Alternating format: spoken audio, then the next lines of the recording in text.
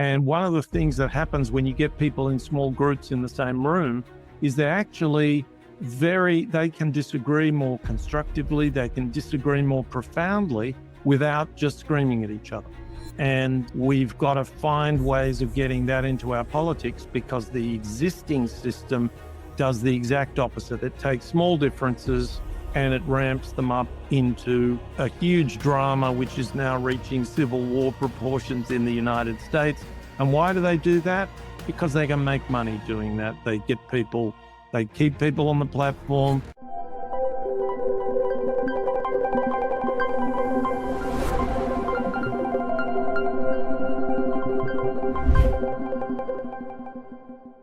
Nicholas, there should have been a trigger warning for cringe on that video. So mercifully, you didn't include too much of it. That's a testy conversation between two people. The longer version, it went wrong. Who's in that conversation? Just to remind us. What's the context? So we've got Jordan Peterson, who most people know of. He's a Canadian psychologist and now well known as an anti-woke warrior.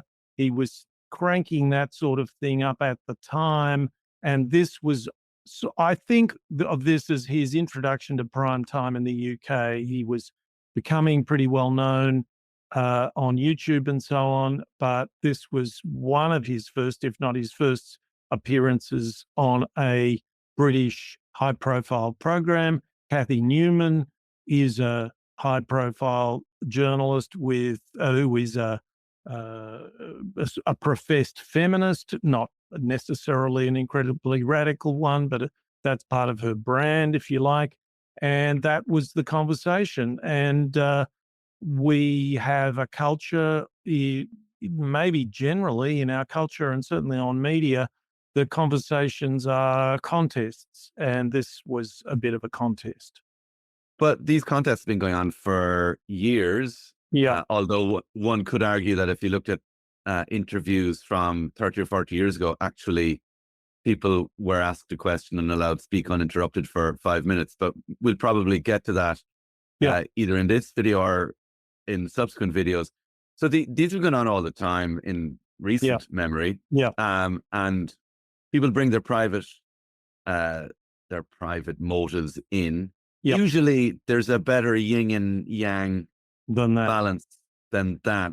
And why did that one go from bad to worse? Yeah, it's very interesting. I guess I can't say exactly why, except that it did something which I think we would all be familiar with, not just with TV debates, but with discussions in our own lives.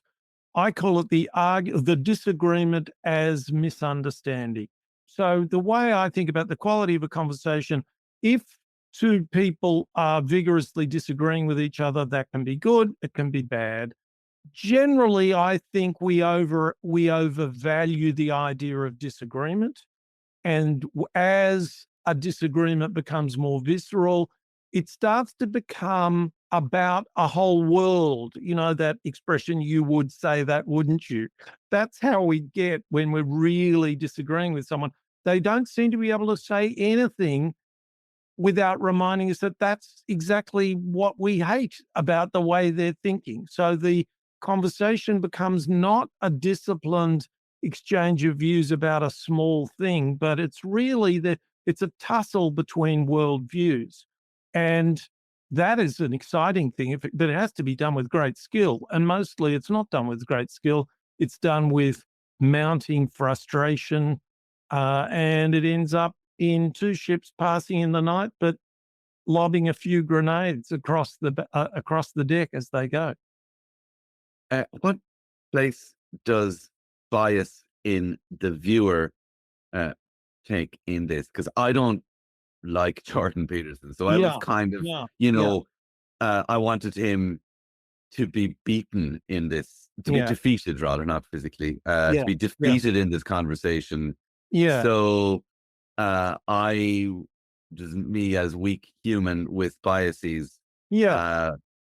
But I didn't win either, though, because I didn't really learn much about his views, and it seemed like too much time was spent kind of defending What do we do with our biases when watching these conversations to even learn more about the nature in which conversations can fail or succeed? Yeah, so I think a real test, and it's a test I try and impose upon myself, is when I'm describing what someone is saying, or speaking to them directly and alleging what they're saying, will they take that as a fair representation of what they think, so we can then disagree in a way that's a disagreement rather than a misunderstanding.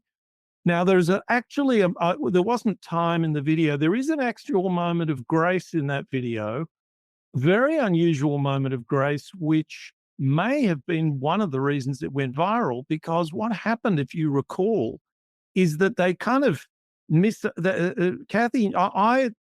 As much as I share your dislike of Jordan Peterson, I blame Cathy Newman more for the misunderstanding than Jordan Peterson. She peppers him with these silly questions, which are obviously not what he means. He's not saying women are not intelligent, women are not capable of doing these things. She then, I'm just trying to remember the exact trajectory, but she then says something like, "But you might offend people," and then he says to her, "Well, you're not too worried about offending me, and that's a feature, not a bug." And she is, and what the moment of grace that I'm referring to is that for the maybe the first time in her life on camera, she's momentarily speechless and then laughs, and she basically says, "You're right." Yeah, And so out of the frustration, and that is a moment of actual connection. It's not yeah, a it's not a propositional connection. It's not that Jordan Peterson says, "I now want you to agree to this form of words." But there's actually a connection there because she sees his point and she more or less concedes it. And so to get back to your question of bias, then that gives you an opportunity to think, well, that was quite skillful behavior by Jordan Peterson, and it's a quite gracious behavior from Cathy, even though they're participating in a lesson in how not to have a conversation for the rest of the time. so like in a tennis match, this is the, inadvertent net cord hit, or something that breaks the tension, that reminds people it's a game. Yeah, well, Like that's that one way to it's put it. I thought you were appealing to something like, I think they're called tweeners or something, where they hit the ball between their legs running oh back yeah, a lob, and it's just some extraordinary shot, and people go, "My goodness me, these people are skillful." So yeah. so, But anyway, in that there's probably a loser in a because a yeah, somebody there's a loses the loser point. there. Yeah, Yeah. that's a So very it's good it's point. That's a so it's very almost good it's point. maybe it's where the ball nearly hits the line Yeah, judge, yeah, and that's the line judge as external valve for yeah. tension. Yeah. So here's a really deep point, and I haven't developed it in the videos, but you remind me of it. And it is this, that public goods are not competitive goods. They're there for everyone. They're what an economist calls non-rival, which is that a public good, if it's yours, it's also mine. So in a competition, you've got the two players trying to get a rival good, which is points in a game of tennis, or winning the debate. And in this moment, they both become the custodian of a kind of a truth that's generated out of that conversation. So that again is a quite a sublime thing to think about. But I didn't make it the focus of the video.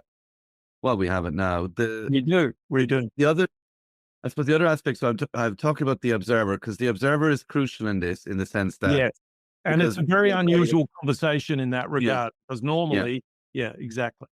because whatever number of million people watched it on Channel 4 at the time, but there's also our our perception of the conversation and how it went based on how it's been cut down, chopped up, amongst the tens of millions who have watched it since. Yeah. So I mentioned, I've probably mentioned cringe and the Yeah. PTSD of watching people disagree because we don't really Yeah. like that. Yeah. Yeah. Um, is there also, when it comes to conversation, which is a bit meta, given that we are having a Good conversation conversation. about Yeah. Yeah. a video Good you've made conversation. about About a conversation, so conversation. Yeah. Yeah. inception levels of conversation. Yeah. But is do we also, as observers, need to strip out the post bias, which is the bias inflicted on us by all the reactions, the comments of everyone else watching it, to actually watch Well, that what's that too? conversation again Yeah. and look for those moments of grace? Yeah. Because conversations have happened, they won't always be perfect. We still need to glean Yes. good Yes. things from them. Exactly.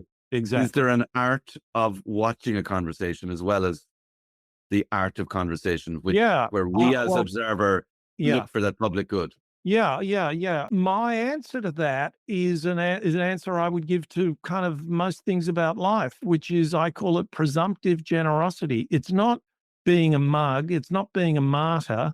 It's saying that there's usually some benefit for you to get if you keep calm. Don't lean into all your prejudices and just look around for if someone's talking, even if you disagree with them, it's an opportunity to see if you can intuit where they're coming from, even if you want to continue to disagree with them. And so I would say that is a skill to bring to conversations that we are a part of. And it's also a skill to bring to conversations that we watch. And our political system is built on conversations that we watch.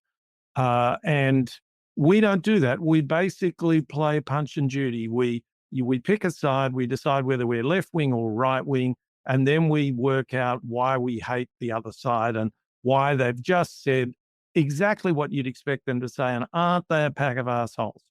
And there's a time for that. It's okay to think that they're not very uh, it's okay to think they're not very good, but you won't learn much about what they're thinking if you're really all you're doing is listening to them from your point of view. And the idea of this is to try to discipline yourself to be curious about what they're thinking.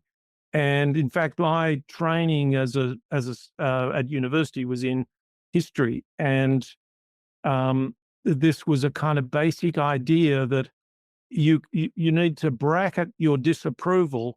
You almost need to pretend you approve of what they say to really understand what they are saying, and then after doing that, you can then say, "Well, actually, I think I do understand fully what they're saying in a way that's very sympathetic to them, but um, I now having uh, fully understood them."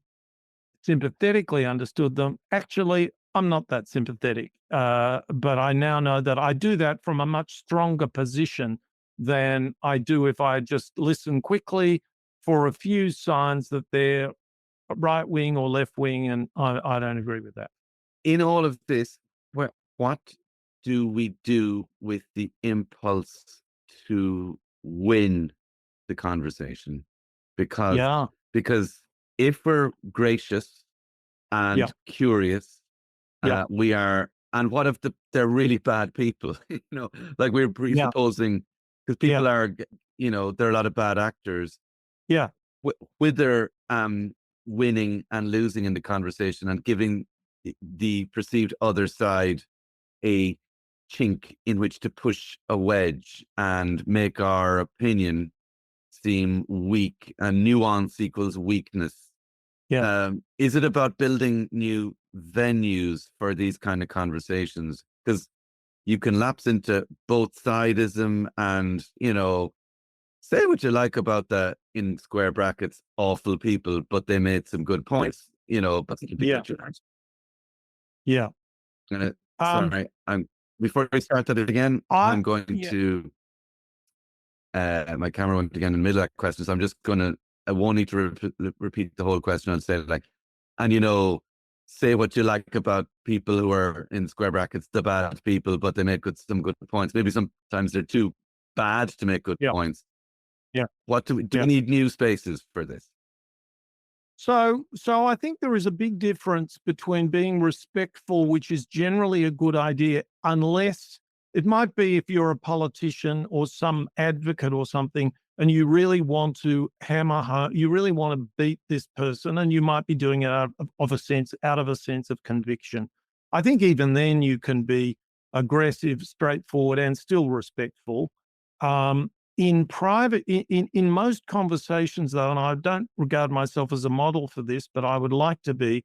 I've got quite a lot of admiration for someone who can say simply, "Look, I don't agree with that for these reasons," but remain extremely polite and respectful. Um, we had a prime minister in Australia who I didn't like. I didn't like his prime ministership. I didn't like a lot of what he did. Uh, he was very polite, very respectful, was good. He showed how that could be done. I'm trying to think of here's an example of a well-known international politician like that. I would say that except in the House of Commons, Tony Blair was quite respectful in the way that he conducted himself.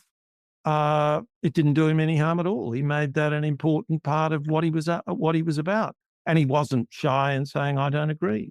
So I think that's different, and that's different from saying, "Oh well, both sides have got a point of view."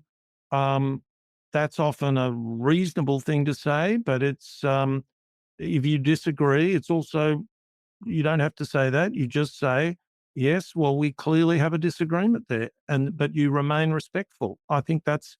I don't think many people gain much out of being disrespectful. Donald Trump is showing us that he does. He's turned that to an advantage for himself. I'm just sad about that.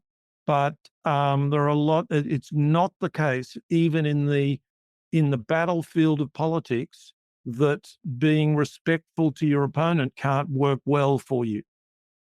Okay, I'll instruct the viewers to try and take the bit about Tony Blair at face value and ditch their They're any disliked. hatred. Yeah, any The fact hatreds that they might have the had of fact that him he over. brought his country into a bogus war, for instance. Yeah, Yeah, yeah, yeah, but that yeah, wasn't no. so good. Other than But he that, explained it very, very well. I'm serious yeah, about this. I yeah, remember listening to him in the House of Commons, in which and his way of explaining what he was doing, he was saying, "Look, you might disagree with us about this. You might even be right. We're all making decisions under uncertainty, but I'm doing this out of conviction. I'm doing it for these reasons." I don't want to tell you he was being completely honest, but he was modeling a style of discussion that I think is very worthwhile, which is, I don't have all the answers. I'm doing my best. If you want to disagree with me, that's what a democracy is about.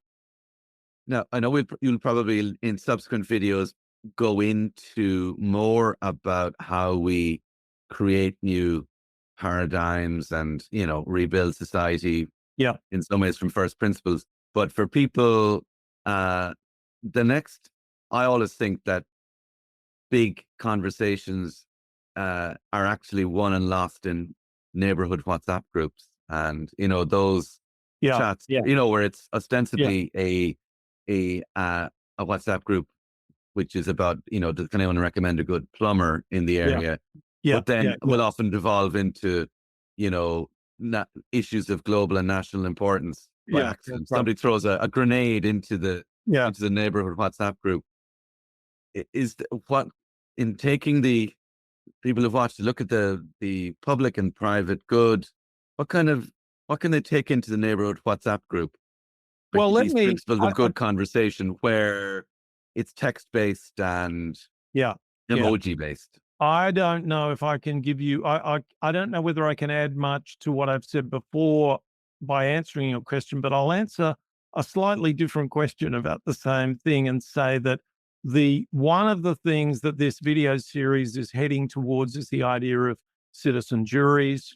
People are very familiar with juries, legal juries, small group of people, and one of the things that you notice when you get people in the same room, they're much part of the problem of our political discussion, part of the problem of online is that it's like sitting in our cars getting angry with people in their cars. We're socially, physically disconnected from them. and that's helps with misunderstanding, and it also disinhibits us. And one of the things that happens when you get people in small groups in the same room is they're actually they can disagree more constructively, they can disagree more profoundly without just screaming at each other. And we've got to find ways of getting that into our politics, because the existing system does the exact opposite. It takes small differences and it ramps them up into a huge drama, which is now reaching civil war proportions in the United States. And why do they do that? Because they can make money doing that. They keep people on the platform. Remember that old, now very old cartoon, I can't come to bed, someone is wrong on the internet. Well, it's people worked out, someone's wrong on Twitter, that gets people going and it's killing us. So we're going to have to try and find ways to take genuine democracy and apply these other types of techniques to it. Otherwise, we're going to go down the tubes, I think. Okay, so don't reply to that WhatsApp message with an emoji. Knock on their door instead. They won't feel at all threatened No, or not if you friendly turn up. emoji. Yeah, yeah, yeah, Indeed. yeah. Okay, Nicholas, looking forward to solutions in that space in upcoming videos. And we'll chat soon about the weighty topic of the justice system. Thank Sounds you. good. Thank you.